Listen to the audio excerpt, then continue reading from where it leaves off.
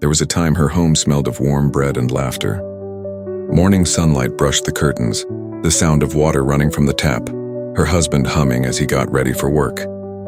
It wasn't a mansion, not even a big flat, but it was full of peace. Lisa believed that peace was proof of love. She and her husband Michael shared jokes over small meals, saved coins in a jar for future dreams, promised each other that no storm would break what they had built. He would touch her cheek and say, "You're my calm, my home." And Lisa, she believed him. Who wouldn't believe such a loving husband? But peace has a way of fading quietly, like the sound of a song when someone slowly turns down the volume. At first, it was little things, shorter conversations, laughter that no longer reached his eyes, working late into the night. She told herself it was normal. Men get busy, people grow tired. Until one day she realized she was eating dinner alone. Then came the new tenant, a woman with 2 small children and a smile that could light up the whole compound. She was friendly, gentle-voiced, the kind of neighbor everyone liked instantly. She introduced herself one evening while Lisa was hanging clothes on the line. "Hi, good evening," she said. The children hid behind her skirt, shy. "Oh, hi, good evening," Lisa replied. "We just moved in," she introduced. "Yes, you're the new neighbor, you're welcome," Lisa replied, shifting her gaze to the little children. "My name is Zinni and I'm a single mother. I hope we'll get along," the new neighbor offered. And they did. She helped clean the compound, offered to buy groceries for Lisa anytime she went to the market, and sometimes brought snacks over for chit-chats in the evenings. Lisa's husband, Michael, liked her friendliness too. He would tease the children and always buy them sweets, just like he does for his own 3 children. Everyone thought it was kindness. There were evenings when the 2 women would sit outside talking while the children played. Zinni had a way of listening that felt comforting. She would tilt her head slightly, eyes full of concern, every time Lisa spoke about her worries. "Men can be complicated," she would say softly. "Sometimes they just need space." Lisa believed her. She didn't know that while she poured her heart out, she was feeding the fire that would burn her home. Michael grew colder. He came home late, smelling of perfume that wasn't hers. He snapped at little things. Then one morning he simply stopped speaking to her altogether. She tried everything. His favorite meal, gentle conversations, silent prayers whispered into the pillow at night. Nothing worked. When she could no longer hold back the tears, she ran to the one person she trusted, Zinni, her neighbor and friend. "I don't know what I did wrong," she said, trembling. "He doesn't look at me anymore." Zinni held her hand. "Don't think too much," she said. "It will pass." He would come around, but it didn't pass. A month later, her husband left. No warning, no note, just a suitcase missing and the echo of the door closing. Lisa was broken. Days blended into nights. Food lost its taste. She stopped answering calls from friends because she was tired of pretending she was fine. Then one afternoon, the neighbor knocked on her door, holding her 2 children by the hand. "Please, I need to travel to the village urgently. I don't want to take them with me. Can they stay with you for a few days?" she said. Lisa hesitated, but compassion won. Those children had grown attached to her. She loved them like her own. "Of course," she said, "don't worry." Zinni left that same evening. Days turned into weeks and then into 2 months. But she called almost every day, checking on the kids, promising she would return soon. Lisa tried to focus on caring for them. It gave her extra something to keep her minds busy. She never suspected that somewhere in a city hotel, her husband and the same woman who left her kids for her to care for were laughing together, building a new life while she stayed home, raising the children they had secretly made. 2 months later, she finally returned, and Lisa was genuinely happy to see her friend back. They spent time together gisting about random things and nothing about where she went.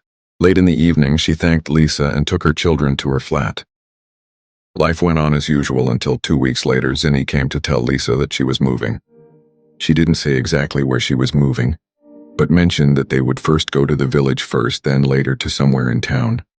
And that was the last Lisa saw her supposed friend Zinni. Time moved on. Years passed. The wound turned into a scar, visible only when she remembered too deeply. She rebuilt herself piece by piece. She found work, made new friends, learned how to smile again. Zinni and her Michael disappeared from her world completely.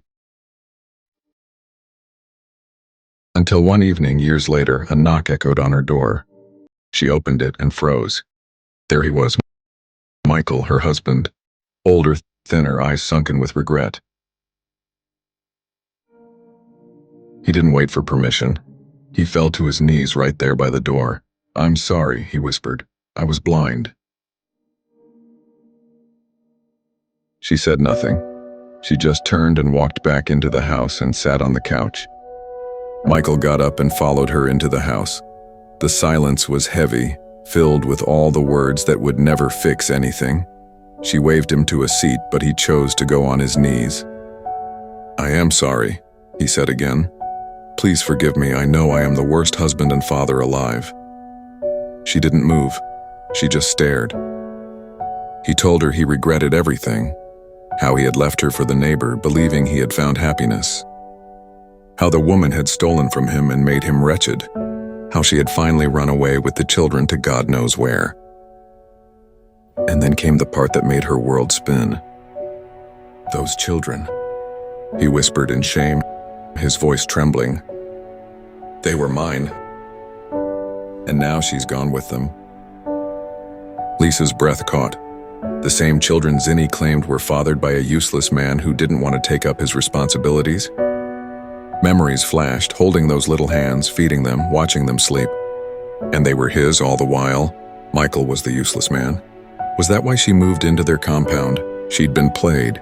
She was the fool all along. She sat in stunned silence, her heart torn between disbelief and betrayal. She wanted to scream, to curse, to ask why. But the questions felt too small for the weight of the truth. So she sat, quietly, arms folded in between her laps. Fear, rage, and pain all mixed together, churning her heart and banging in her head. He couldn't meet her eyes. He stayed, kneeling, pleading and waiting for her forgiveness as if it were a gift she could hand over. She narrowed her eyes at him. The same man who once made her feel safe now looked like a stranger begging for a second chance. So many questions running through her head. She wanted to ask him how it all started. Why did he bring her into the compound where he lived with his family? Was she too much of a bad wife that he had to hurt her the way he did, or was it blackmail? Too many questions. Yet she couldn't open her mouth, she couldn't utter a word. Her heart too heavy with the pain of years of betrayal. A love that died twice, once when he left, and again now that he brought her the truth that she didn't ask for. She stood up and walked to the window. For a long moment she said nothing. He knelt there, hunched, frail and small beneath the weight of his own choices. Finally she spoke, quietly but with the strength of a woman who has fought the demons of this life alone and won. A woman who despite all odds has found her own place and made peace with it. "You broke something you can't repair. You didn't just leave me. You shattered the foundation of this very family. You betrayed your own children and broke their trust. You showed them that the bond we once shared and your vow to protect and provide for them no longer holds value for you. What you broke was not just the relationship you and I shared, but your children's sense of safety, respect, and belonging that can't easily be restored." He tried to speak, but she stopped him with a look. "Now you come back because life punished you? But tell me, Michael, did you ever think of the too many nights I cried myself to sleep and alone? The mornings I pretended to be fine? Or the lies I had to tell your children every time they asked about their father? And your mistress's children I held without knowing they were yours? Did you ever think of how I would feel if I ever found out?" Tears rolled down his cheeks. "I'm sorry," he whispered again. But sometimes sorry is just another way of saying, "Let me back into your peace so I can feel better about what I did."